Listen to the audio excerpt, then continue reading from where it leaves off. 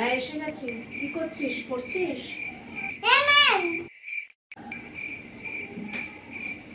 চা পড়া দিয়েছিলাম, সব কি করে রেখেছিস? বেশ, তাহলে আমাকে বল তো, আমার দিকে তাকা, আমাকে বল জলে বাস করে এমন 3টি প্রাণীর নাম।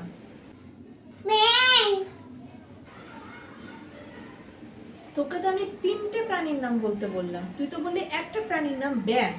আরো 2টো প্রাণীর নাম বল। আরো দুটো নাম মনে মনে নেবেন। একটা মেয়ের মা, একটা মেয়ের বাবা।